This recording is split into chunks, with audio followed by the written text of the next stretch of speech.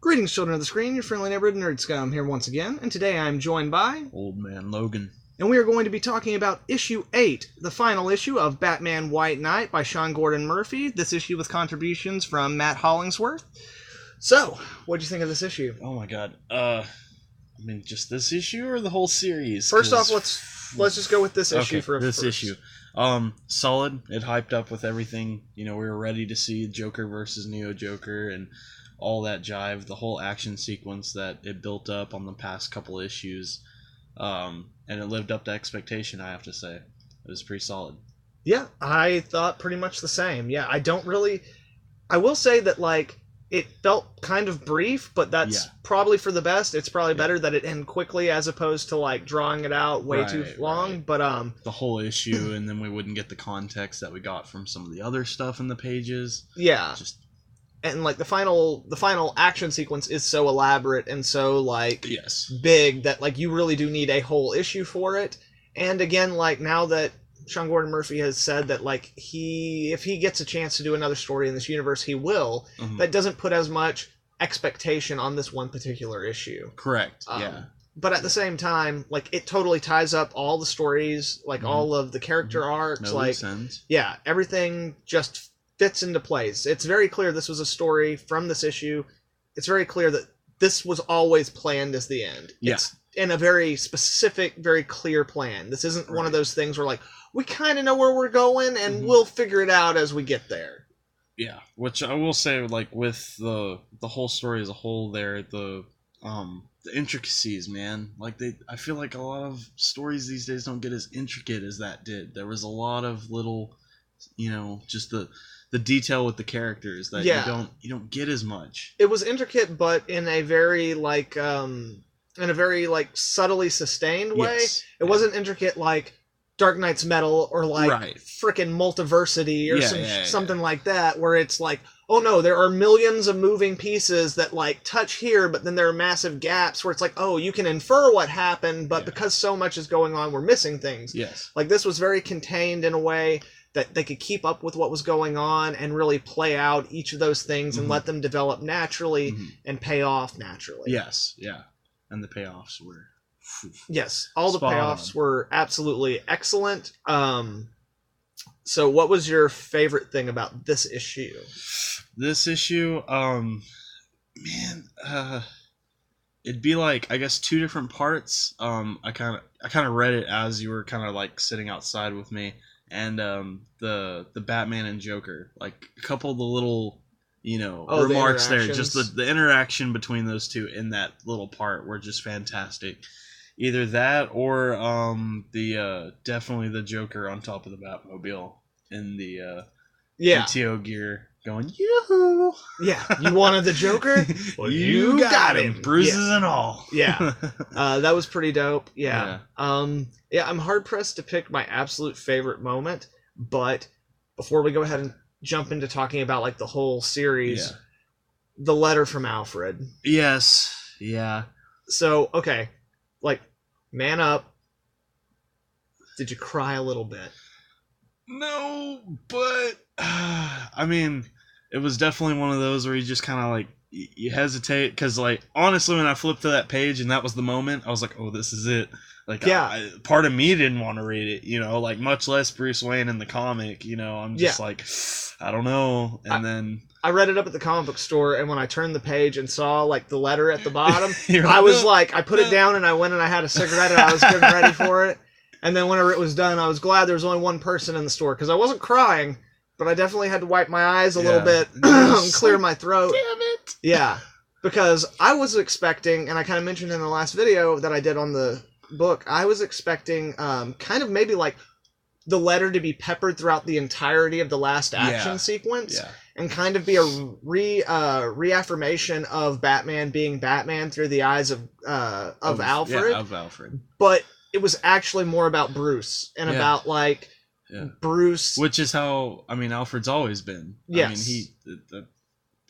That's his child at that point. Yeah, he raised him, like, and even like he calls him son. He calls him son in the letter, know, and it's just absolutely perfect. And Alfred also in the letter predicts the exact circumstances under which the letter's being read, just proving how well He knew the group. Yeah, all of the them. Bat like, family at that and point. it's one of those things that him as the patriarch, it really reaffirms them as a family. You know, like they're called the Bat family, but in a lot of iterations, because people love Batman as the lone vigilante, we see him as he is in the beginning of this story, where he's kind of pushing other people away, and he's kind of definitely pissing off Dick, which is nothing out of the ordinary. Right. Definitely. So it's nice that, like, at the end of the day, what we do actually see is, like, through them getting pushed apart and then coming back together, we see them really in the truest form as the Bat family. And I thought that was a really nice and really awesome thing to take away from this final issue. With him knowing. Yeah,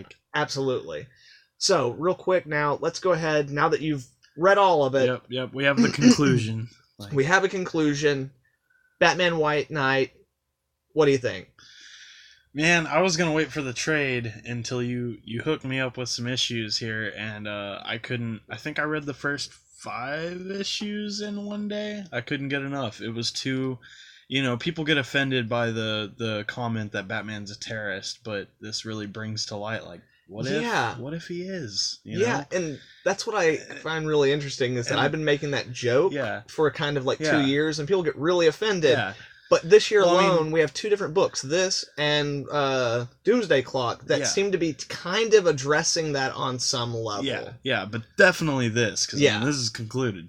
But yeah, no, it just, because, I grew up more on the Batman. A lot of people grew up with Batman. Like, that was the iconic to them, in my opinion. And that just, all the theories in this that you never think about, or you do think about, but you just kind of shove aside, being reality in the book is just insanity. And it's just awesome. Yeah, and I really think that Sean Gordon Murphy does an excellent job of blending kind of clearly what is his favorite different incarnations of Batman into one. So you definitely have, like, Batman the Animated Series, and you've got a bit of the first, like, the 2 Tim Burton Batman going on. His version of the Joker is a much more kind of Batman the Animated Series, or classical kind of, before they were really allowed to let Joker just be a complete murderous psychopath again. While still, when he does, like, when he reappears from Napier, you definitely get the sense that he's a murderous psychopath. Yes, absolutely. Just because he didn't kill, like, it was revealed in the last issue that, like, he didn't actually kill Jason Todd. So, like, he didn't kill that guy. And maybe, because, like, that's the other thing that I thought was interesting in this universe is playing with the idea that, like, Batman, Gordon, and other people know Joker have killed people. Yeah. But they have no evidence of it. Yes. He's never actually been prosecuted for murder. Which that was when they mentioned that, I just kind of, like, had to sit back for a minute and go, really? Yeah. Really? Yeah. So, like, that's kind of crazy. Like, even the world's greatest detective hasn't figured out a way to prove that, and I mean, I guess not. I guess not. So that's interesting, and maybe, like, again, if he gets to explore this universe in the future, maybe we'll see something of that. I'm sure he will. Yes. And also, like, again, like, this book, like, as it's been going, has really been like a hodgepodge of not just his, but I think kind of a little bit of everybody's different favorite incarnations of Batman and the Bat family and the Bat universe. Minus kind of, there's been a couple little nods to the Adam West era, but in general the tone has been pretty heavy. We also saw in this book his take on Duke. Which was really interesting and really cool, and almost more of kind of a Luke Cage, like classical Luke Cage type character. I didn't even put that together until I read the Signal 3. Like, the third issue of Batman the Signal? The same week. And I was like, wait a minute, it's not the same guy, is it? I guess it is, okay. Yeah. I also, like, just playing with the continuity, I love the idea of there being a past Harley and then, like, new Harley, which kind of... that's a whole nother can of worms that... Like, you him addressing... You're like, why is that not continuity almost? Yeah, and that's the thing about, like, DC. Like, I don't know how they're playing it these days, but back in the day, they were like, oh, don't worry, we're going to do the story and it's not in continuity unless you like it. Like the Killing Joke, that dangerous. That wasn't in continuity. Oh, it sold great, and it's a quintessential Joker story. Yeah, it's in continuity now. So they couldn't pull this into continuity, but that element of Harley Quinn being two different people is something they could absolutely use, and also it would fix their problem with Suicide Squad and Harley Quinn, where you could have your Harley Quinn book with the original, and you could have your Suicide Squad book, and you wouldn't have to say there's a 5-year difference between them, because that almost never works out. And that would also open up, like, clearly Harley gets along with Batman in this one. The original Harley. Yeah. Which makes sense. She wasn't, a terrible person to Batman. Yeah. Which, with this last issue, when she mentions that, she's like, I'm probably the only one that knew both of you that well.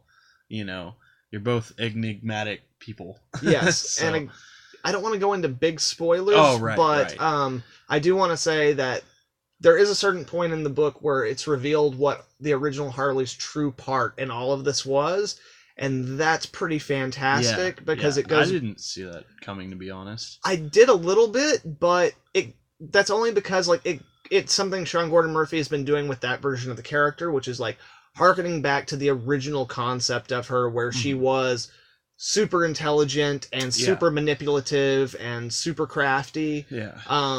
So, and I really appreciate that element to her. Basically, she's not just Joker's girlfriend in this story. Who takes punches. Yes. Yeah. He makes her, not only does he, manage to allow the character to deal with her past with Joker and, rise above it, but also help Jack Napier rise above it. And, really just, he gives those characters an arc that we've never gotten from them. Yeah. And obviously, what's interesting about that is both Harley Joker and Harley Jack both have arcs. Both those stories do, and they're completely contrasting stories. So again, that's really interesting and something I hope they explore a little bit more in the future. Yeah. So before we wrap it up, anything else that you just absolutely wanted to mention about this series?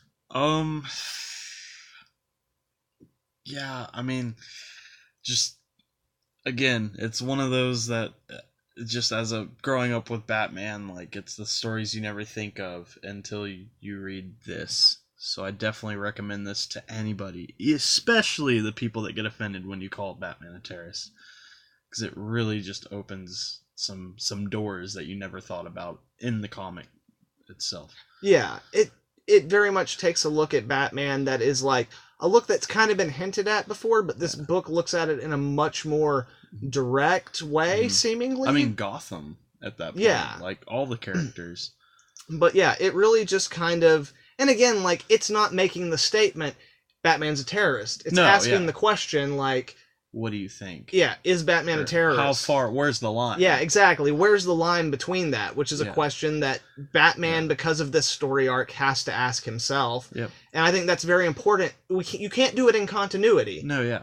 Without radically changing what Batman is and what he represents. And also, doing a story that allows you to go down that path takes Batman a little further away from what most people want to do with him in the continuity. Oh, yeah. Because you need to sell them Batman books. Yes. So being able to do it in this way gives us all of that, and we can have our cake and eat it too. We get this awesomeness over here, and it doesn't hurt or affect the main story going on over there. But it also broadens our horizons and gives us, and because it's not tied into the continuity, anybody can pick this book up when it comes out in trade and read it.